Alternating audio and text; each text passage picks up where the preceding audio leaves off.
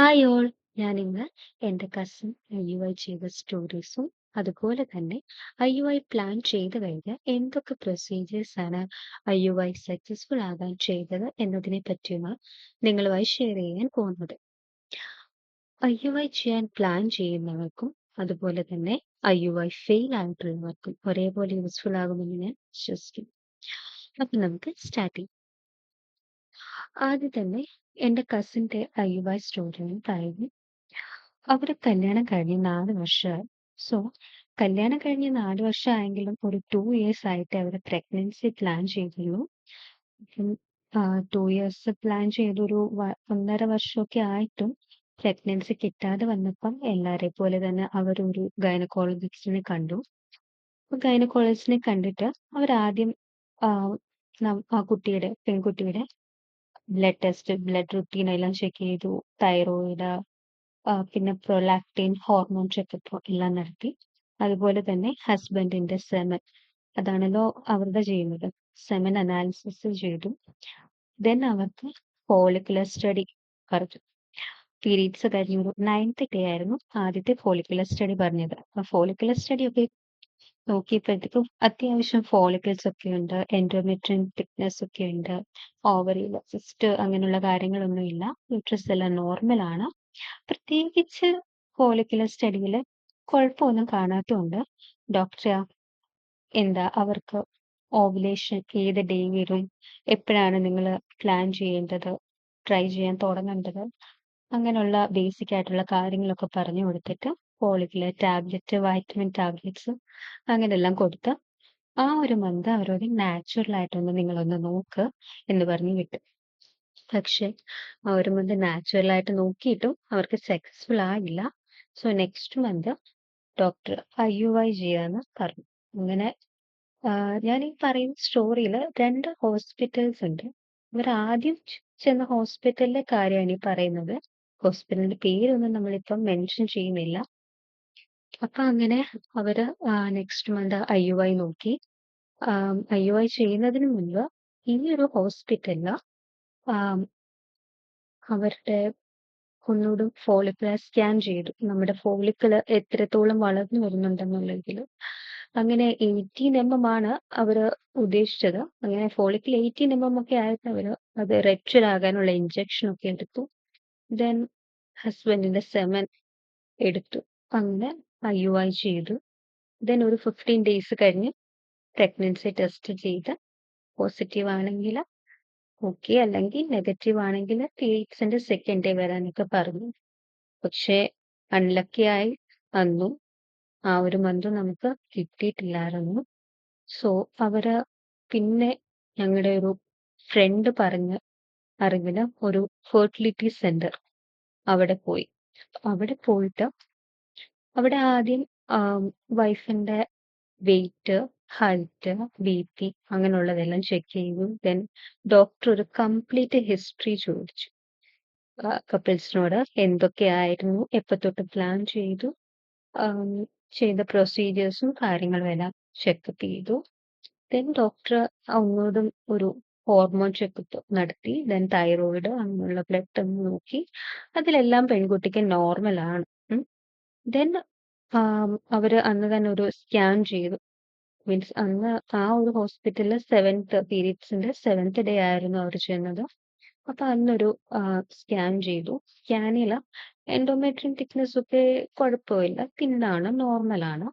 പക്ഷെ ഫോളിക്കിളുടെ നമ്പർ സാധാരണ വരേണ്ടതിലും കുറച്ച് കുറവായിട്ടായിരുന്നു കണ്ടുകൊണ്ടിരുന്നത് ആ ഒരു സ്കാനിൽ. അപ്പം ഡോക്ടർ പറഞ്ഞു 7th ഡേ അല്ലേ, എന്തായാലും നമ്മൾ ഒന്ന് മനസ്സിലാക്കണം, പീരീഡ്സിന്റെ സെക്കൻഡ് ഡേ നമുക്ക് എത്ര ഫോളിക്കിൾസ് ആണോ വരുന്നത് അത്ര തന്നെ നമുക്ക് ആ ഒരു മന്ത് പീരീഡ്സിന്റെ എൻഡ് ഓവുലേഷനും എല്ലാത്തിനും പീരീഡ്സിന്റെ സെക്കൻഡ് ഡേ വരുന്ന ഫോളിക്കിൾസ് എത്ര എണ്ണം ഉണ്ടോ അത്ര തന്നെ വരുള്ളൂ.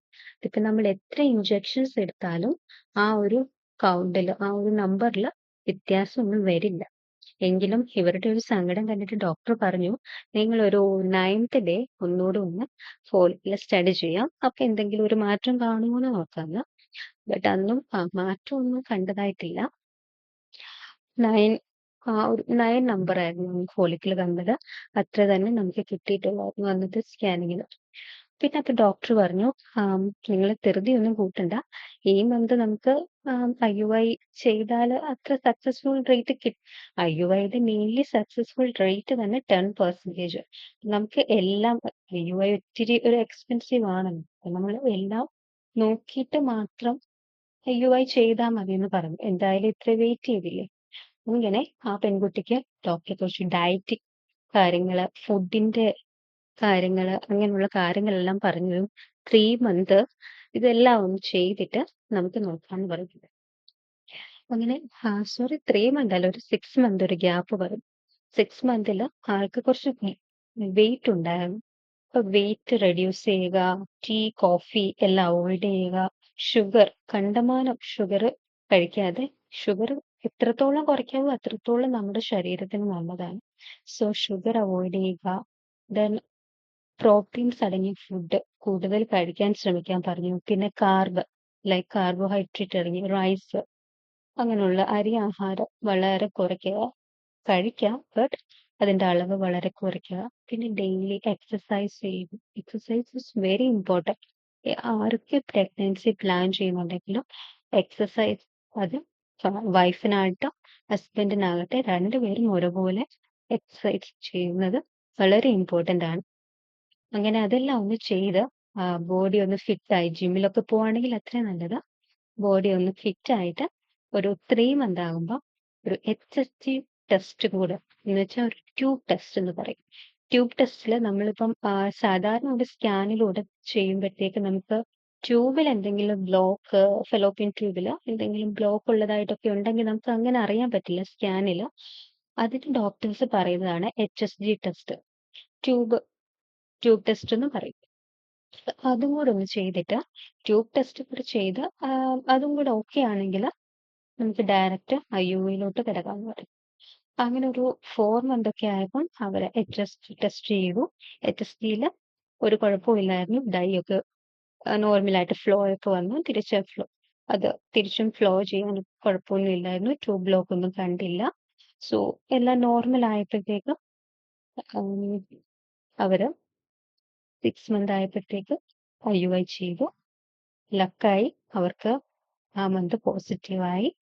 So she is 7 month pregnant ആണ്. ഇതാണ് ഞാൻ എൻ്റെ ഫ്രണ്ടിന്റെ IUIയുടെ സ്റ്റോറി പറഞ്ഞത്. ബേസിക് ആയിട്ട് നമ്മള് ഹോസ്പിറ്റൽസിൽ നിന്ന് തരുന്ന മെഡിസിൻസ് മാത്രം എടുത്ത് പ്രഗ്നൻസി നോക്കുന്നതിലും കുറച്ചും കൂടെ നമുക്ക് ബെനിഫിറ്റ് നമ്മളും കൂടെ തന്നെ നമ്മുടെ ഫുഡ് ചെയ്യുക, എക്സസൈസ് ചെയ്യുക. നമുക്ക് ഹോർമോണൽ ഇംബാലൻസ് വരുവാണെങ്കിലും പ്രഗ്നൻസിയിൽ അത് നല്ല രീതിയിൽ അഫക്ട് ചെയ്യുന്നതാണ്. ഈ ഒരു പെൺകുട്ടിക്ക് ഒരു പ്രശ്നവും വേറെ കണ്ടതായിട്ടില്ല. പക്ഷെ ഹോർമോൺസിൽ ഇഷ്യൂ വന്നതുകൊണ്ട് ഒരു ക്വാളിറ്റി ഇല്ലാത്ത ഫോളിക്കിൾസും കൗണ്ടില്ല, നമ്പേഴ്സ് കുറവുള്ള ഫോളിക്കിൾസും ആയിരുന്നു ആൾക്ക് വന്നുകൊണ്ടിരുന്നത്. സോ അവള് വെയിറ്റ് ഒക്കെ റെഡ്യൂസ് ചെയ്ത് ഷുഗർ ഒക്കെ കട്ട് ചെയ്ത് നല്ല രീതിയിൽ ഫുഡൊക്കെ പ്രോട്ടീൻസ് ഒക്കെ ഇൻക്ലൂഡ് ചെയ്യാൻ തുടങ്ങിയപ്പോഴത്തേക്ക് ഫോളിക്കിൾസിന്റെ നമ്പേഴ്സ് കൂടി, ക്വാളിറ്റി എല്ലാം കൂടി അവർക്ക് നല്ല രീതിയിൽ കൺസീവ് ആകാൻ സാധിച്ചു. സോ നമ്മള് പ്രഗ്നൻസിയിൽ IUI ഒക്കെ ഒരുപാട് പേർക്ക് ഇപ്പൊ ഡോക്ടേഴ്സ് നാച്ചുറലി നമുക്ക് കൺസീവ് ആകാതെ വരുമ്പോൾ IUI നിർദ്ദേശിക്കാറുണ്ട്. സോ ആ IUI ചെയ്യുന്ന സമയത്ത് ഡയറക്റ്റ് IUIയിലോട്ട് പോകുന്നതിന് മുമ്പ് തന്നെ ഡോക്ടേഴ്സ് ഇതുപോലെ കുറെ ടെസ്റ്റ് ഒക്കെ പറയും. എക്സ്പെൻസീവ് ആണെന്നൊക്കെ പറഞ്ഞ് മടിച്ചിരിക്കാതെ അതെല്ലാം ഒന്ന് ചെയ്യുക. മീൻസ് IUI ഒരു കുറച്ച് എക്സ്പെൻസീവ് ഉള്ള കാര്യമാണല്ലോ. സോ നമ്മൾ എപ്പോഴും IUI ചെയ്യുന്നതിലും ഭേദം ഒരു 2 സൈക്കിൾ, ഇപ്പൊ ആദ്യത്തെ സൈക്കിൾ മിസ്സായി, ഓക്കെ കുഴപ്പമില്ല. സെക്കൻഡ് ചാൻസിൽ തന്നെ നമുക്കത് കൺസീവ് ആകണമെങ്കിൽ നമ്മുടെ ബാക്കിയുള്ള എല്ലാം ഓക്കെ പക്ക ആണെന്ന് നമുക്ക് ഉറപ്പ് വരുത്തണം, അല്ലേ? അതെല്ലാം ഡോക്ടർ പറയുന്ന HSG ടെസ്റ്റ് ഒക്കെ ചിലര് പേടിച്ച് വേദനയുണ്ട് എന്നൊക്കെ പറഞ്ഞു, അല്ലെങ്കിൽ ഇച്ചിരി പൈസ മുടക്കണം, അതിനും പൈസയാണെന്നൊക്കെ പറഞ്ഞ് ഇതൊന്നും എടുക്കാതെ ഡയറക്റ്റ് IUIയിലോട്ടൊക്കെ പോയിട്ട് അതിൽ ഫെയിലർ ആകുന്നവരൊക്കെ ഉണ്ട്. സോ അങ്ങനെ ഫെയിലർ ആകുന്നതിലും ഭേദം ഒരു പ്രാവശ്യം നമ്മൾ IUI ചെയ്ത് സക്സസ്ഫുൾ ആകുന്ന സന്തോഷം അതല്ലേ നല്ലത്. സോ ടെസ്റ്റ് എല്ലാം എടുക്കുക. അതുപോലെ തന്നെ നമ്മളൊരു ഇൻഫെർട്ടിലിറ്റി സെന്ററിൽ തന്നെ പോയി ഇതുപോലുള്ള കാര്യങ്ങൾ ചെയ്യുന്നതായിരിക്കും സാധാരണ ഒരു ഹോസ്പിറ്റലിൽ പോയി ചെയ്യുന്നതിലും ബെറ്റർ. ബിക്കോസ് ഈ ഒരു പെൺകുട്ടി പറഞ്ഞ അനുഭവത്തില് അവള് ആദ്യം പോയൊരു ഹോസ്പിറ്റൽ നോർമൽ എല്ലാം എല്ലാ സാധാരണ ഒരു ഹോസ്പിറ്റലാ. അവിടുത്തെ ഒരു ഗൈനക്കോളജി ഡിപ്പാർട്ട്മെന്റില്. അപ്പൊ അവിടെ സെമനൊക്കെ സാമ്പിൾ എടുക്കുമ്പഴും അത് സെമൻ സാമ്പിൾ എടുക്കുന്നത് വേറൊരു കുറച്ച് ദൂരെയാണ്. ഹോസ്പിറ്റലിൽ തന്നാണ്. ബട്ട് കുറച്ച് ദൂരെ വേറൊരു ലാബിലാണ് എടുക്കുന്നത്. എന്നിട്ട് അവിടുന്ന് കൊണ്ടുവരുവാണ്. സെമൻ സാമ്പിളൊക്കെ അപ്പൊ എടുത്ത് ആ ഒരു ടെമ്പറേച്ചർ നമ്മള് കീപ്പ് ചെയ്യണം അല്ലേ? എന്നാലല്ലേ അതിലെ ബീജം നല്ല രീതിയിൽ തന്നെ ഇരിക്കത്തുള്ളൂ. സോ ഒരു ഇൻഫെർട്ടിലിറ്റി സെന്റർ ആകുമ്പോ അവർ ഇത് തന്നെ ഫോക്കസ് ചെയ്യുന്നതായിരിക്കും. അവരതിന് കുറച്ചുകൂടെ കെയർ കൊടുക്കും. കുറച്ചുകൂടെ കാര്യം ഗൗരവമായിട്ട് തന്നെ എടുത്ത് ചെയ്യും. അപ്പം നമ്മള് നോർമൽ ഹോസ്പിറ്റൽസില് IUI നല്ല രീതിയിൽ ചെയ്യുന്നവരുണ്ട്. അങ്ങനല്ലെന്നല്ല നമ്മള് പറയുന്നത്. ബട്ട് ഒരു ഇൻഫെർട്ടിലിറ്റി കെയർ സെന്ററിൽ ചെയ്യുന്നത് എന്തുകൊണ്ടും നല്ലതായിരിക്കും. സോ എല്ലാവരും ഹാപ്പി ആയിട്ടിരിക്കുക. Thank you.